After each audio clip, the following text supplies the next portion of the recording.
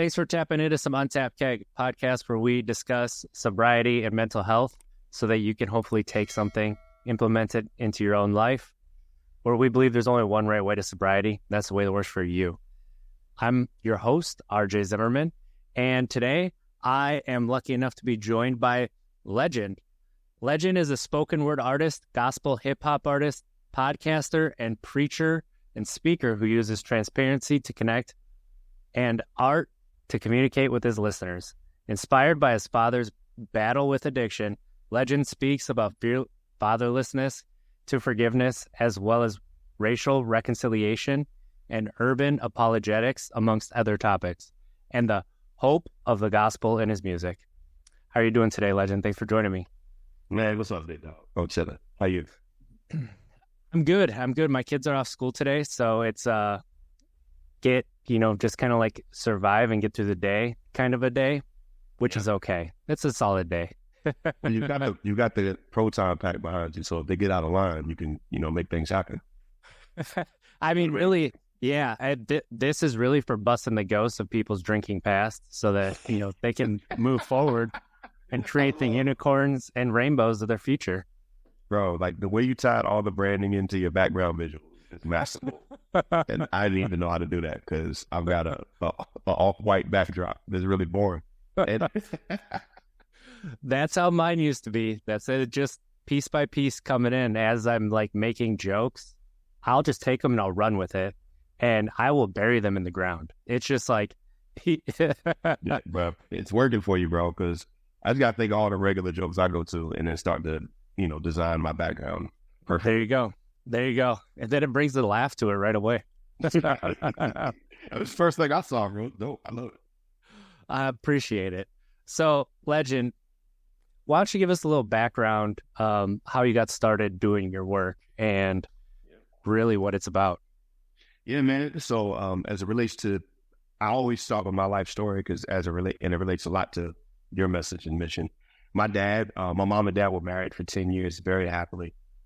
Dad had a good news job. Mom was in PR. And around the time I was born, 10 years in, my dad lost both of his parents kind of in close proximity after I was born.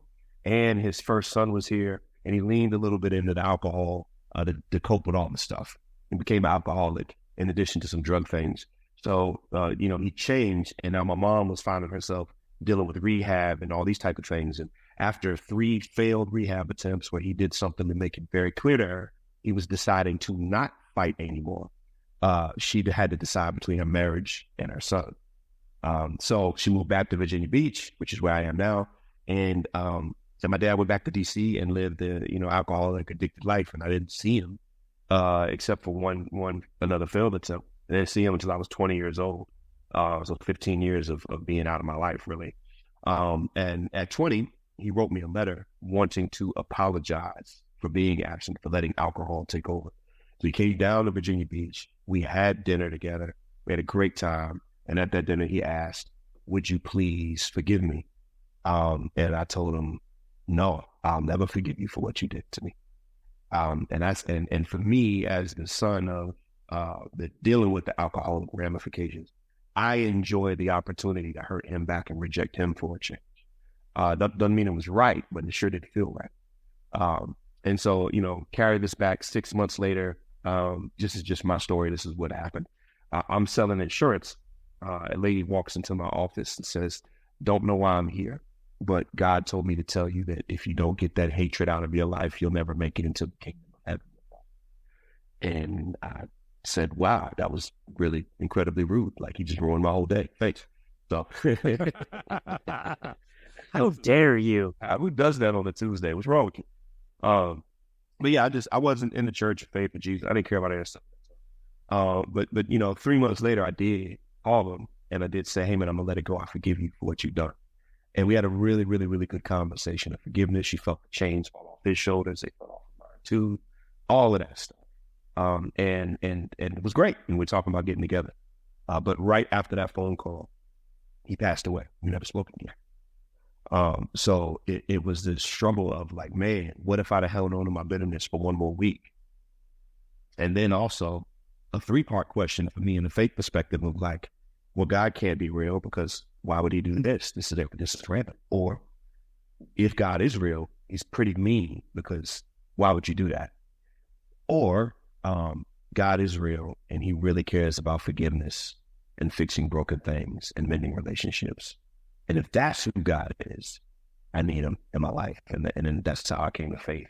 And just through a series of events, I wanted to start to communicate my newfound hope in life musically. So I went back to rapping and making music, and I started to just do that.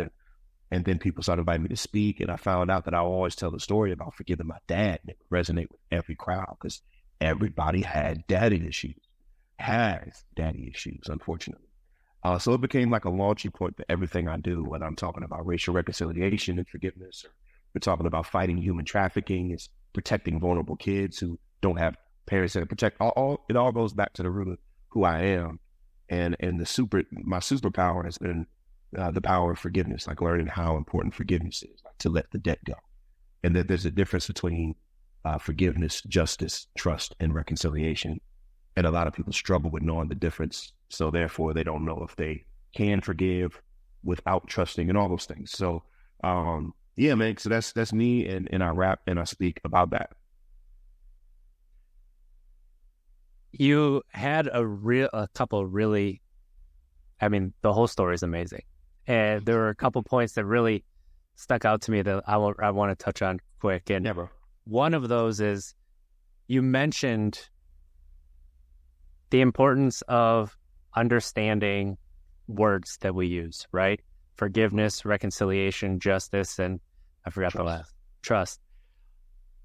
And that's something that I've really come to understand through my journey is we tend to take these words that are used a lot, especially in like the healing, the growing, the spiritual space, and we just use them without thinking about what the definition is. What was it that led you to differentiate those and be able to take those and show how they're related, but these words mean different things? And sometimes it's subtle, but it's just subtle enough that something clicks when all of a sudden you get that definition. Yeah, no doubt. Thanks for asking. I feel like I had somebody break down a portion of it for me somewhere and had me start to realize that forgiveness is not reconciliation, for example. But I don't remember exactly where that path started, but where it landed for me and where I started to dig into it myself was when I was talking about forgiveness and letting the debt go and all that. Then I had a girl come up to me who had been sexually abused, and this happened more than one time. And essentially, her question was, "Okay, cool. So in order to forgive them, that means I have to like let them back into my life and let them back into my house, because otherwise I haven't obviously forgiven them." But I was like, no, I'm not saying that. Like, if they abuse you and they haven't changed, or even if they have changed but they're still trauma, like, stay away. Like, so I started to correct it in public forum, and then other people come up and say, "Bro, there's no way I can let go of what they did to me. I can't forgive them, and because then what about them paying for what they did?" I was like, no. Like, you just, if they abuse you, you can still call the police. Like, go do that. Like, tell us, do it now. Like, I'll help you. Like, so like, it's just, I started seeing there was a differentiating factor where people either felt guilty if they forgave somebody, but still, or were trying to forgive, but they still had feelings. They felt like they couldn't forgive, but they were lying about their forgiveness if they still felt hurt by what they needed to forgive the person for. And I was like, bro, that's human. You're still going to feel it. I still heard about my dad. That was almost 2 decades ago. Like, it still hurts. You know what I mean? So I started breaking those down because I noticed there was a difference. And the way I broke them down is this. It's just, forgiveness is simply letting the debt go. It's letting the debt go. So you say an offensive word to me, or you steal $5 off the counter that's mine from me.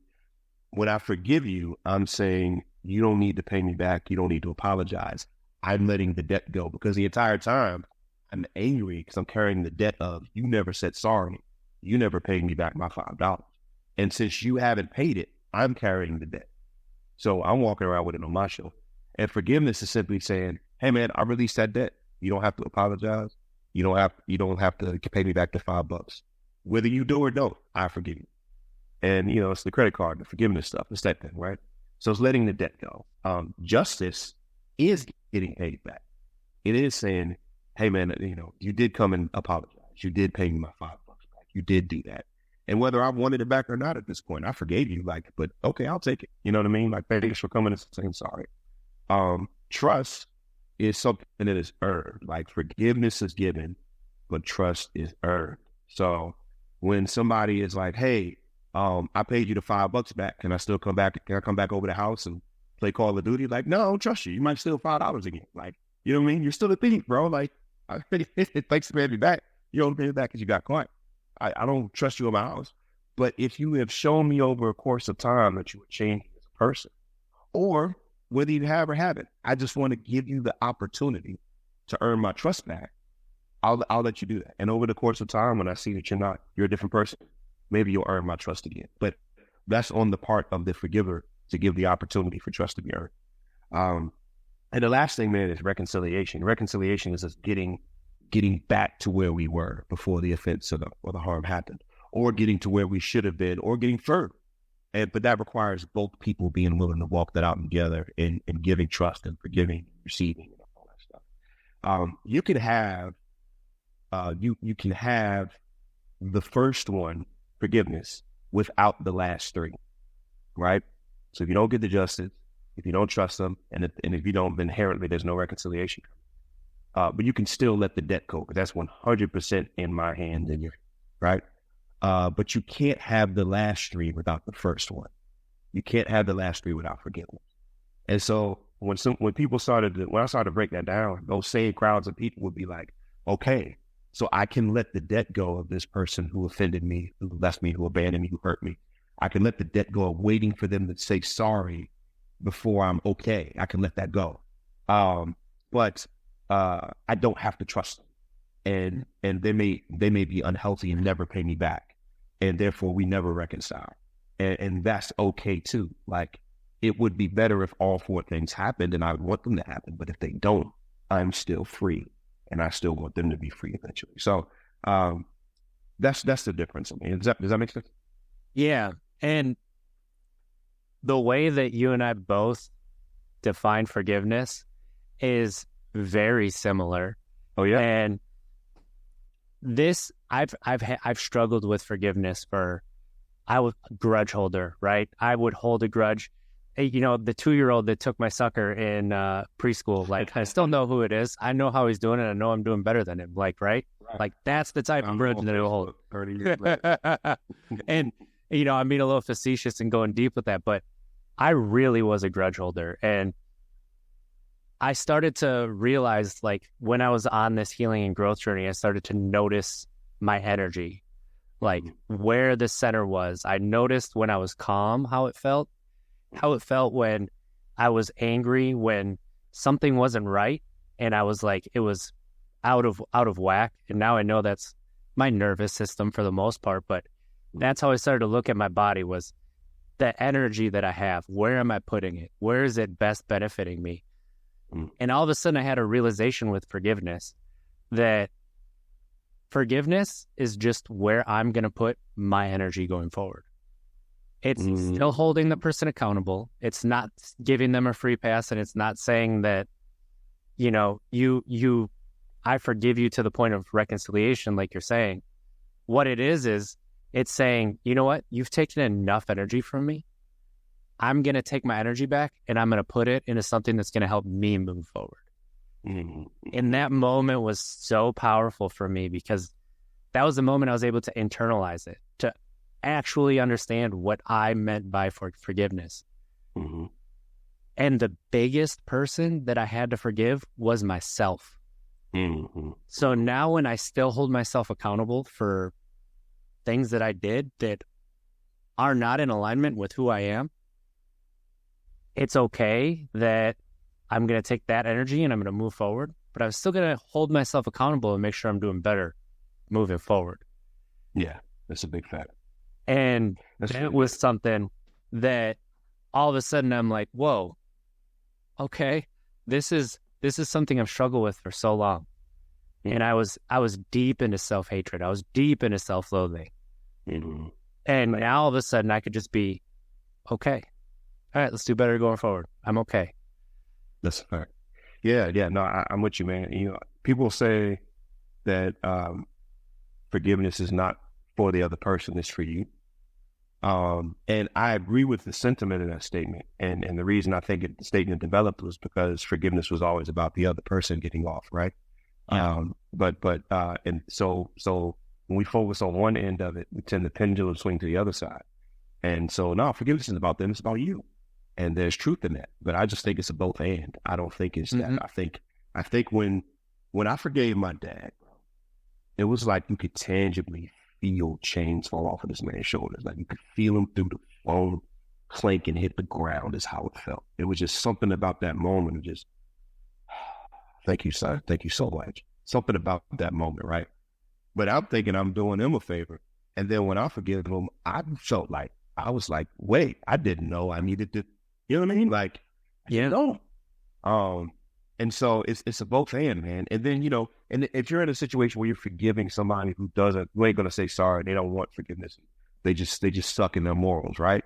Even the act of forgiving them for you, because they're not seeking it, they don't want it, they're not searching it out, they don't care.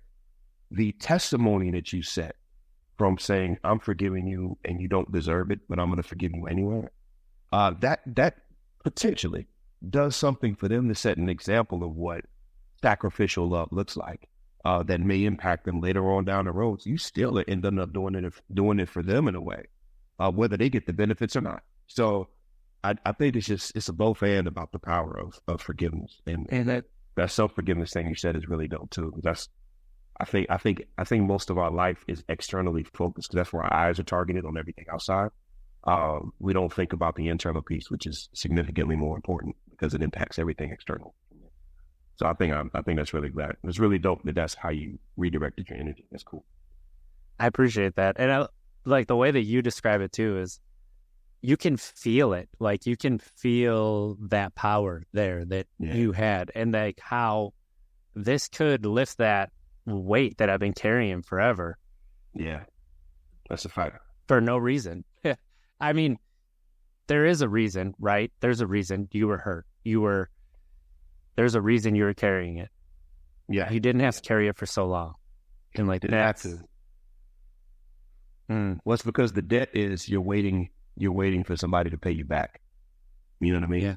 And if they don't pay me back, I've got to carry this weight because I'm waiting. I got to carry this weight, right? And I didn't realize, man, how heavy it gotten to me when I had the opportunity to let it go. I was like, no, I want to hurt you a little bit more. Yeah. You deserved it.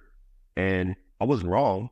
He did deserve it, but it's just, this is where my faith comes into play. It's this piece of the Latin Imago Dei, right? Image of God.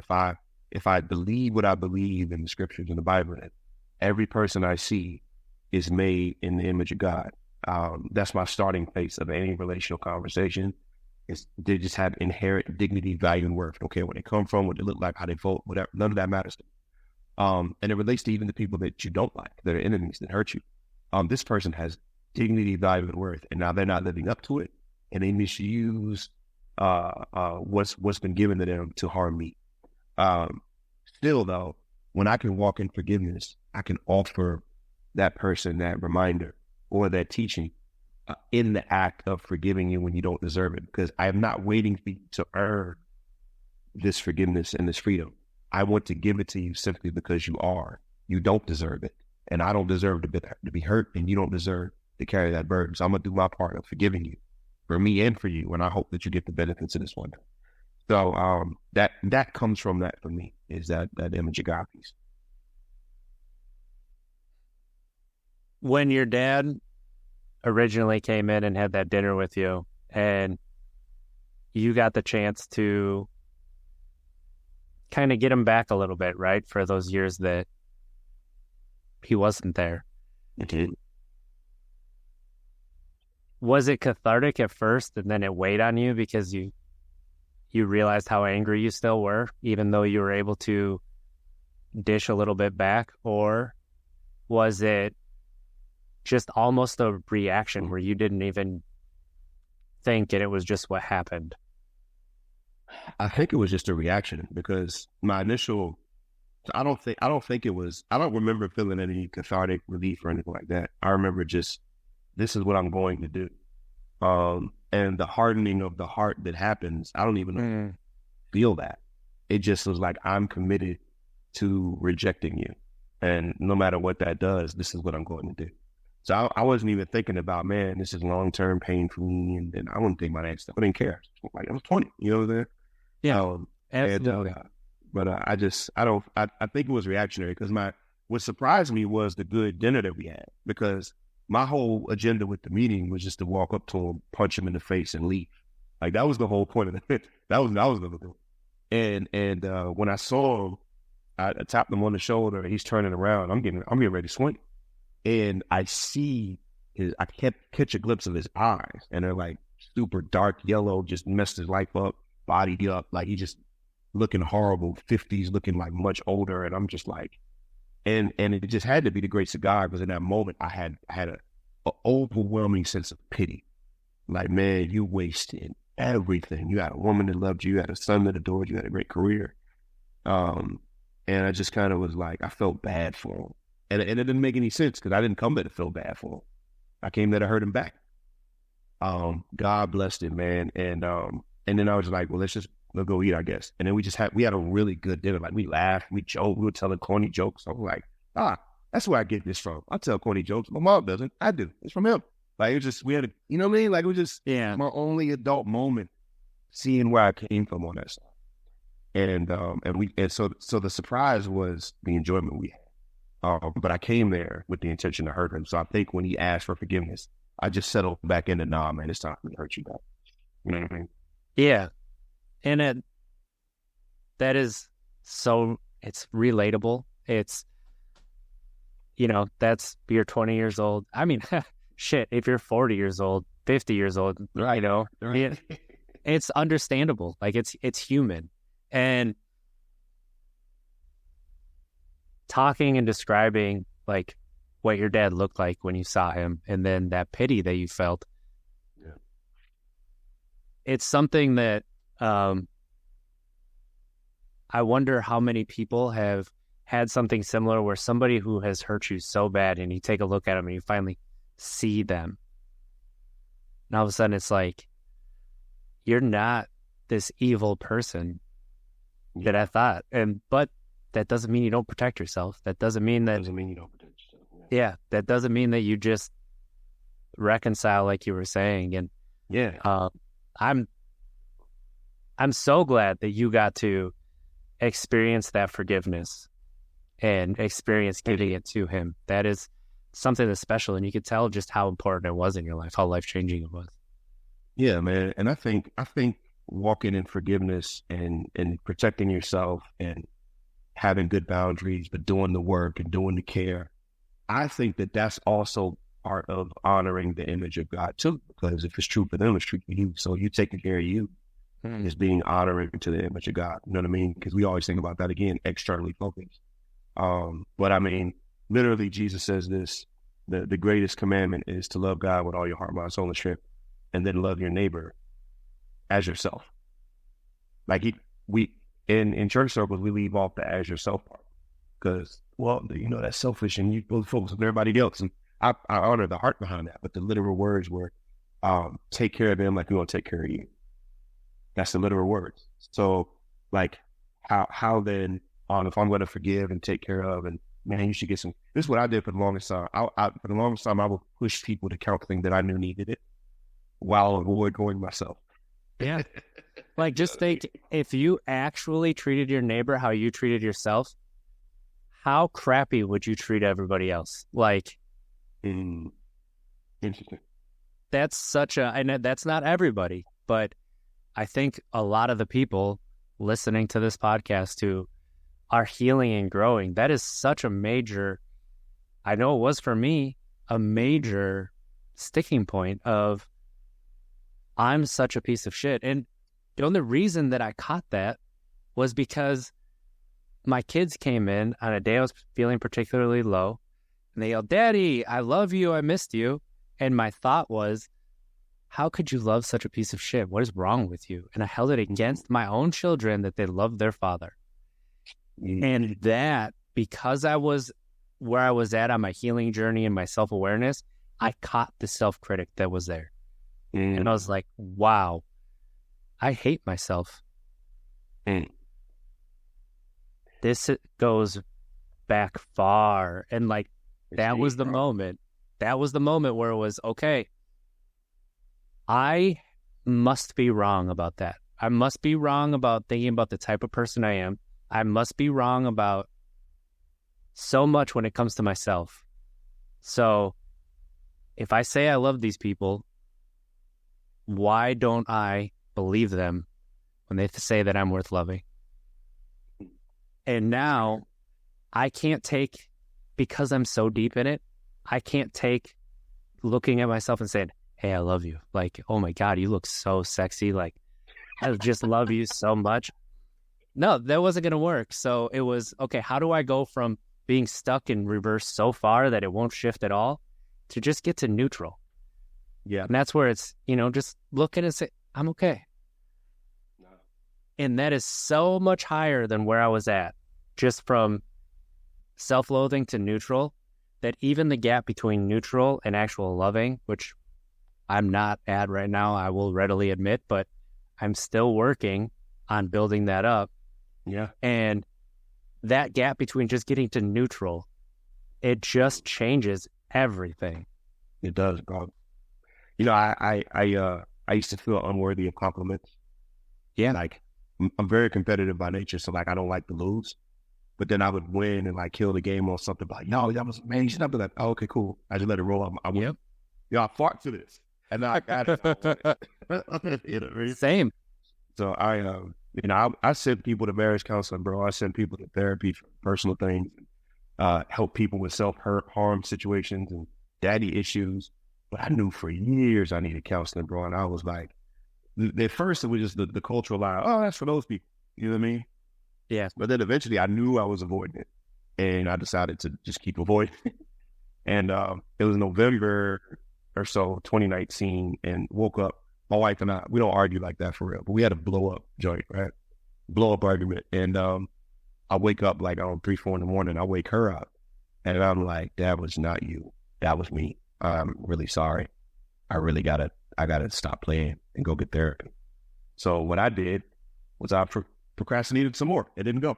And then in January 2020, I was out to breakfast with a pastor friend of mine. And he was just telling me, yeah, I go to therapy for this, that. My wife and I go. And I was just like, all right, Lord, this is the last stop. I'm gonna stop playing. And so I was like, bro, what do you see? Just tell me. And he told me, and I knew the guy. So I called him, like, I need to come in. And I literally went in, I think end of February or something like that, when I got his count. And then we went on vacation, came back. As soon as we came back, COVID hit and everything shut down. And so I had no choice but to just go to counseling and come home because I couldn't travel anymore. And that turned out to be a blessing to me personally. Like, I just went to therapy and healed. And he challenged me on, why don't you like to get compliments? I was like, bro, I've always struggled with them. I just don't feel good enough to receive them. Even when I know with all practicality, like I earned this compliment, like I killed it out. I just can't take it. And then I hid it under my religion. Like, oh, let's me being humble. Like, oh no, problem. Okay, thank you, make it. Give all the glory to God. Praise. All this crap I was doing just to like not take the blessing of a thank you from somebody was deep rooted insecurity about who I was and how I saw myself. And it was just really crazy that it was that deep. The other thing, man, related to what you said that came to my mind, and this is always something that's been, it's freeing to say, but it's still a low-key embarrassing to admit. I remember my son was in the crib, like he was in the crib. And my daughter's 13, my son is 10. But when I had my boy, I saw my dad and me, right? And so my little girl got me wrapped around the finger, right? Like it just is what, and my son does too, for real. But, that I saw that, and I was like, I remember leaning over his crib, like, I wonder what this is like. Like, what is it like to have me here? What does this mean? And I remember in a really unhealthy segment being jealous of my own son that I was there for him. And bro, when I realized I was jealous of my son because I was a good dad, I was like, bro, this thing is layers deep, like layers deep. And that hurt, man, when I realized that. That hurt. I have a very similar story that changed the trajectory of my parenting. My ex-wife and I were getting ready to separate, and we're getting ready to leave. And my kids they don't know what mean is from a parent, but we're telling them we have to get going, put your shoes on and everything. And my oldest goes, he's probably 3 at the time. Daddy, you're mean. You're really mean. I don't like you. You're mean. And I'm frustrated and I'm annoyed because we're running on time and everything. I'm just like, you know what? You don't know what mean is. I'll show you what mean is one day. And she goes, why are you getting so mad at a 3-year-old? Are you jealous of him? And immediate reaction, no, I'm not. No, absolutely. But I sat and thought on it. And I was like, yeah, I am jealous that that's what he thinks mean is. And that made me realize how easy it is to fall into the generational cycle. And you saying that just brought it to, like, that's the advice that I give to new fathers, new parents. Make a childhood that you would be jealous of, not in presence, not in physical gifts, not even in travel, but in you being there for them, the emotional space you give them and guiding them to be who they want to be. Yeah. And that'll make you a good parent. That's a fact, bro. That's a fact. Man, that's crazy. She called that out. You caught it like later. Somebody said this to me once around, and it was morbid at first, but actually a little freeing on the back end. And they said, I think it's a quote from somebody important, but I don't know. But I heard somebody say, they said, nobody leaves childhood unscathed. Mm. And I was like, wow, that's not what I want to hear. My friend Quest, he had his son before I had my kid, and I was talking to him, man, I got my first kid on the way. And he told me, and I remember consciously like rejecting everything he told me. He said, man, I'm just going to tell you right now, bro, do not try and be the perfect dad. Don't try it. Don't do it. Don't do it. Just don't be the perfect dad. And I was like, all right, cool. Yeah, I got you. And in my head, I'm like, whatever, I'm about to kill this. And it hit me a few years later when I realized my imperfections and I was just like, dang, bro, if I'd have just listened to Quest on day one and went into parenthood without this, but I wanted, my goal was, you have to be this many levels better than what your dad was to you. And that's a good starting point. I'm not anti that as a motivation. But I put an unhealthy pressure on myself for perfection that no man can achieve. Mm-hmm. So now when I get that phrase, nobody leaves childhood unscathed, it's simply a reminder. If I'm doing the best I can do to be healthy, if I'm seeking my health, if when I do make a mistake, one thing my wife and I have always done very well is when we do make a mistake, we pull our kids to the side and we eye to eye and we say, I messed up. I apologize. Would you please forget? Like, versus that I'm, whatever, I'm your dad. It's, I'm not playing that game. And my kids are like brutally honest because of that, I think. But that phrase of nobody leaves childhood unscathed now just is a marker for me of like, yeah, no perfect parent is going to perfectly love their children. And some of my crap is going to come out sometimes, and my insecurities and the stuff I'm working on. And I'm better now than I was 3 years ago because of counseling, but that's still 3 years of growth you had to deal with while I was growing. But what has me excited is my kids are watching me grow. And I've told them this is where I am. And you don't have to grow up with the absent, irresponsible father. You've never seen me drunk because I haven't been drunk, because I don't want to be around this stuff. But I still have the insecurities passed on to me from that now you still got to deal with. But I'm talking to you about it. And my thought process now is not how quickly can I heal to be the perfect man for them. It's the more I grow, the better shoulders they have to stand on. And my grandkids are going to reap the benefit of this work. And I'm thinking about that. My grandkids are my son has no idea, my daughter has no idea what it's like to not have a dad around. Like, these are stories, right? And my grandkids is like going to be a distant memory. So that's how I think about it now. Yeah, that's how I think about it. And when you think about it, there are no people that get out of childhood unscathed, but as a parent, the skills that you're equipping them with to, yeah, there's going to be pain, there's going to be hurt. Yeah. But they're going to be so well equipped, like you said, to be able to navigate life with these skills that we didn't know. Like our parents didn't have it. So we didn't understand mental health like we do now. We didn't understand things about neuroscience and the brain and addiction, and have all these avenues that do have better efficacy than what they were using back then. And it's starting to turn, but that ship it's a big ship to turn. It's taken a long time, but it's still there. And so, like you said about forgiveness, being able to move forward and keep your energy where it is now instead of putting it back on people, but giving them the understanding that they're human too. Yeah. And that's not easy. It's not easy to keep it in perspective. Your anger is valid. Feel it, because you're human. Right. Shit hurt. And when we start to push it, that's when it builds up. And I had so many emotions inside of me that it became a black hole. I had no inner dialogue other than something has to change. Something has to change. But that was it. Like, it was just, I was literally this slab of stone, and nothing would get to me until it did. And then it was a big thing. And that's not healthy either.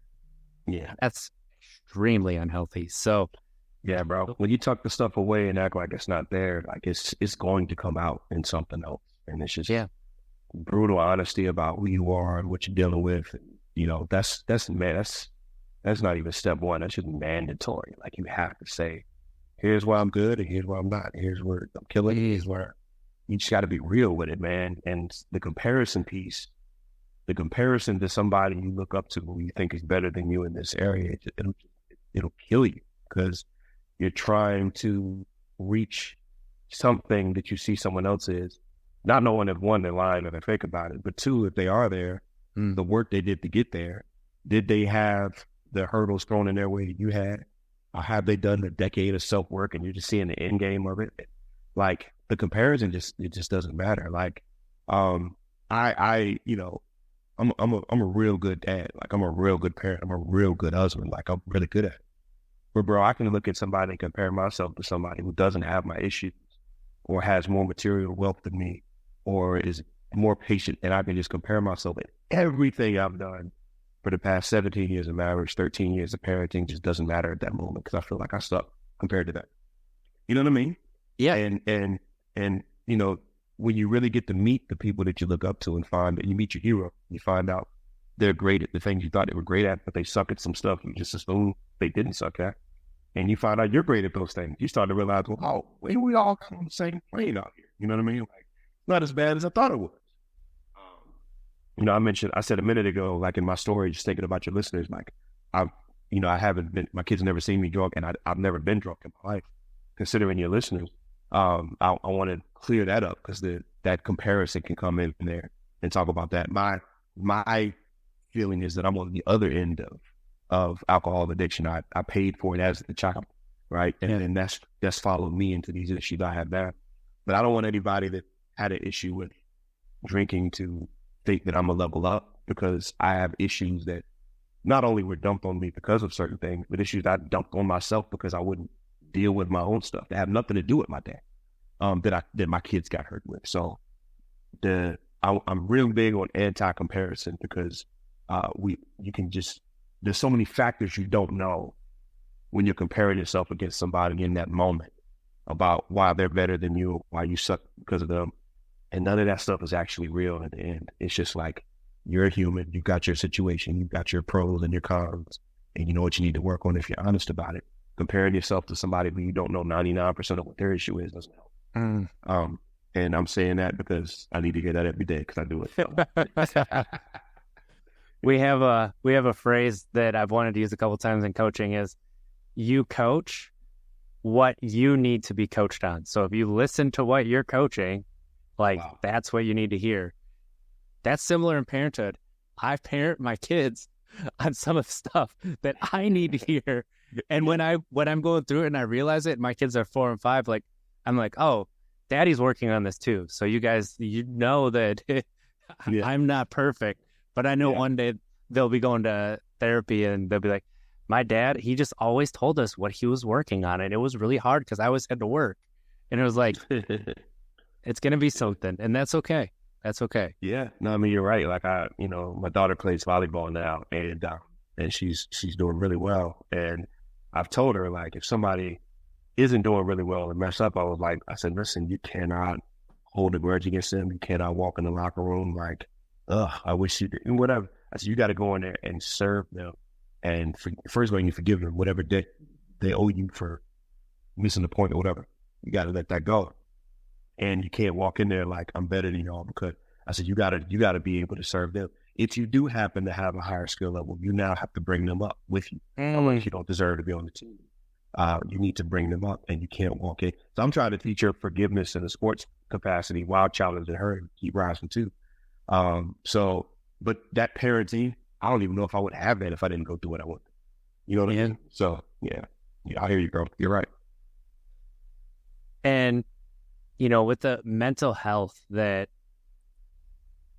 we experience and we talk about, we talk a lot about it, but at the same time we talk about it without actually listening about it.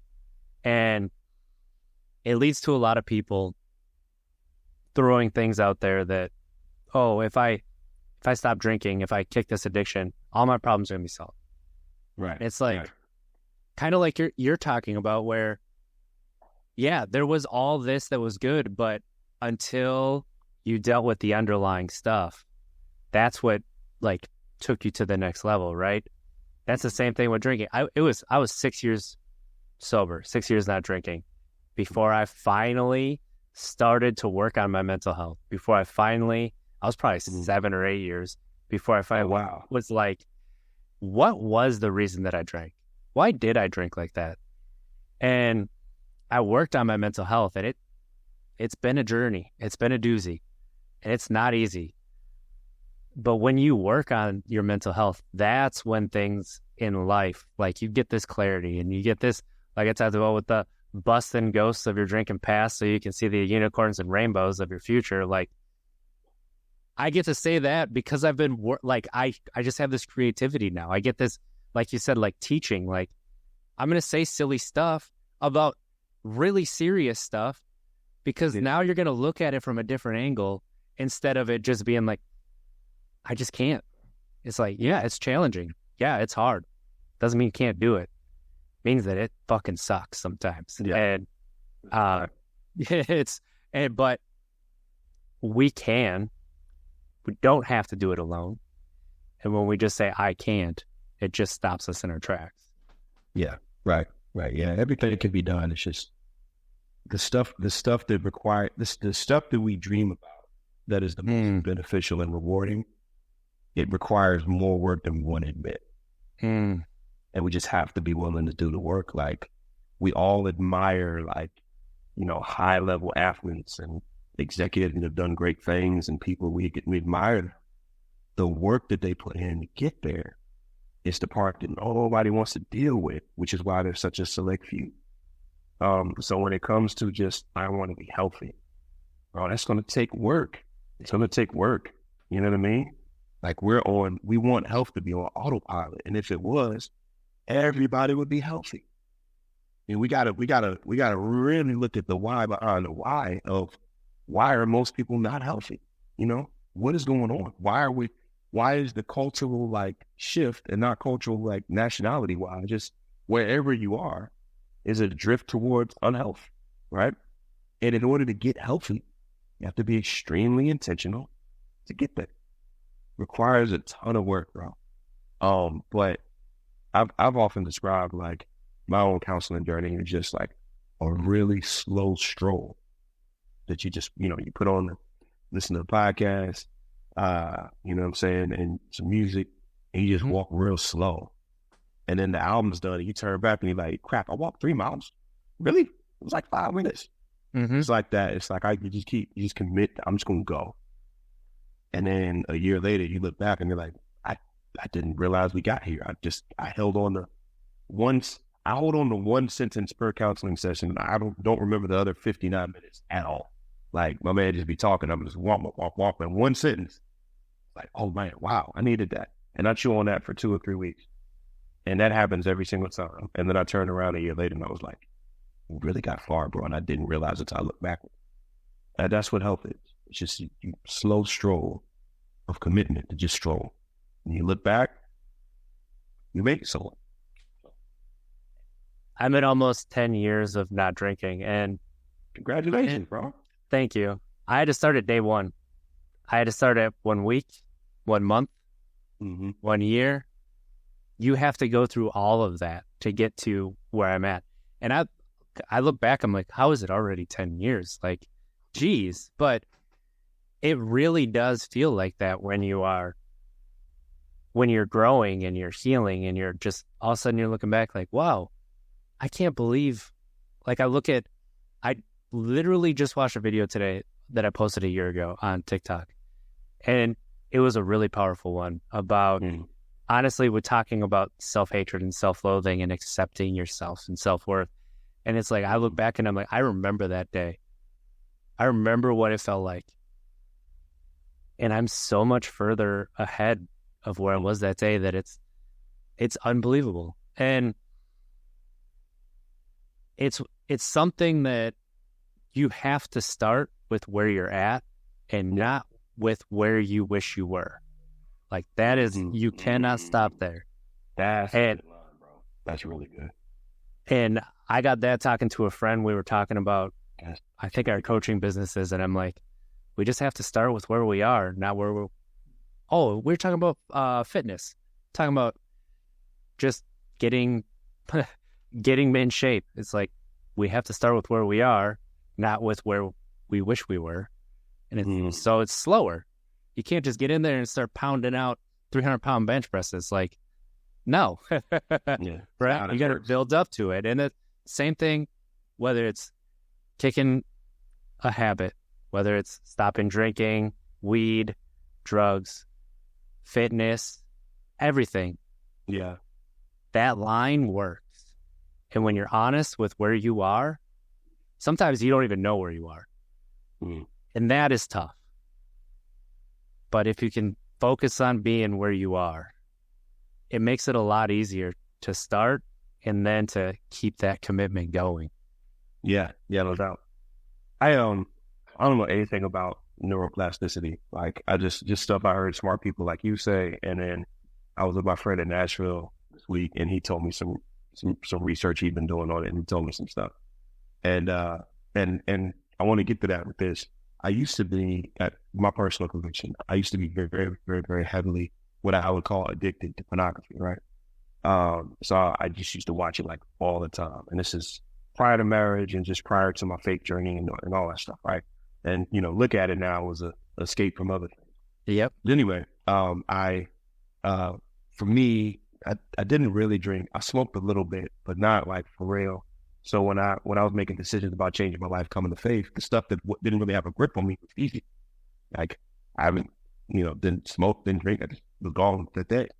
I went to get rid of my pornography material, and I'm preaching in my church on Sunday. I'm actually telling the story. I went to do that, and I remember physically not being able to throw them away, but desiring to throw them away.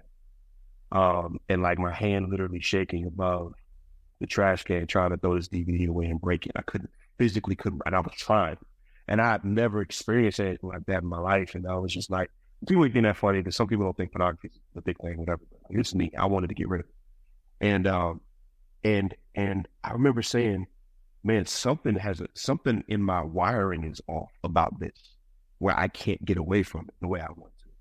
And it's not just as easy with, why don't you just stop there? You know what I mean? Mm. And so over time, what I did is I convinced myself that I wasn't going to look at women a certain way, because it was really the way I did value women, and everything I wanted women for came from informed from culture and music and that pornography. So it's like I put some guardrails up in my life where I'm not going to be in certain conversations, I'm not going to make certain jokes, I'm not listening to certain music, and I'm not watching certain things on TV or film. And if it comes on TV, I'm changing. And if it's in the movies, I'm looking away. And if they don't stop, I'm leaving the movie. I'm not getting a refund. Like I'm saying all that said, I refuse to watch sexual scenes in movies because they don't add any value to the story. They're really just there just to keep you titillating. So that was really hard for me in the beginning. Now, I don't even think about it. Like, I just don't watch this stuff. I mean, I watch a bunch of movies, but if something goes on, like, nope, I'm fast forwarding. I'm like, no, skip. Nope, I'm not doing this. I've been in the movie. I'm a grown man, bro. Been in the movie theaters. Something comes on, my hoodie's up.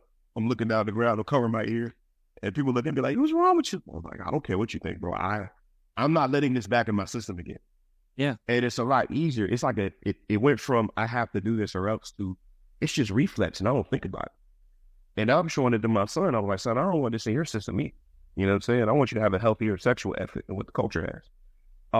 And when my friend was telling me about neuroplasticity, the reason I said all that was this. He said, and speaking of this, because I know you've done more research, way more than me, it's just what he was telling me. He's a really smart dude. He was like, every 90 days, your brain cells are new.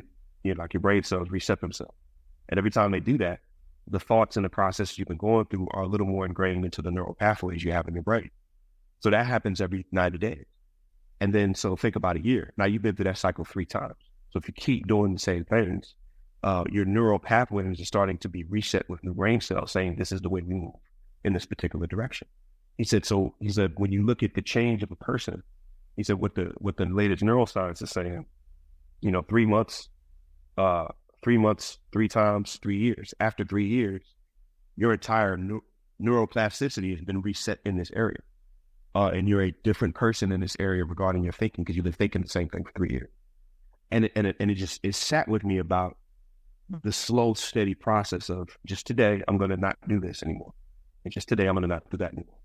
And it just kind of reset what we've been talking about. Just allow yourself on the journey slowly but surely. Mm-hmm. It takes a lot of, like, as much as alcohol is throughout all of entertainment and everything, the same is true of sex and, just sexualizing people, period. So it takes a lot. And I want to give you props because that takes a lot of commitment. It takes a lot of setting those boundaries for yourself and following through. And like self-care that's there too. So that's really freaking amazing. And I just want to tell you that. I'm proud of you. And I appreciate you sharing that story. No problem. I could sit here and talk to you for like 3 more hours. Like, this is already, this has been fantastic. And I'm sure you'll be back on and we'll be doing some more stuff together. But if people want to keep up with you, what's the best way to do that? Yeah, all social is Legin TV, and Legin is not END, is Nigel backwards. So it's LEGIN. So Legin TV, no space, on all socials, Instagram, YouTube, all that. Legin.tv is my website if you want to check that stuff out. And I've also got a podcast called The Legin Podcast. And we got a movie on the way, a documentary we're working on that will be dope, hopefully. We're praying by the end of 2024 it'll be somewhere really cool. I saw the trailer and it is hype. So I'm excited to see that. I'm excited to see it. So thank you. Everyone, check out Legin. Check out his music. I listen to it on Apple Music. Is it available everywhere pretty much? Everywhere. Yeah, look up Legin everywhere. There's music everywhere. I had a new EP coming out January 26th. The single will drop November 3rd. It's called Higher. It's really dope. I love cinematic movie sounding stuff, which is why I'm always moving through it. And it sounds like that. So it's really cool. Awesome. I really appreciate you coming on and spending some time with us. And giving a lot of great insights to people that they'll be able to use. And Absolutely. yeah, so this has been Untapped Keg podcast where we talk about sobriety and mental health. Check us out, Untapped Keg everywhere, one word on social media. And let's try to be better tomorrow than we were today. Because if we don't make it, we tried. Love you, everybody. Have a great week.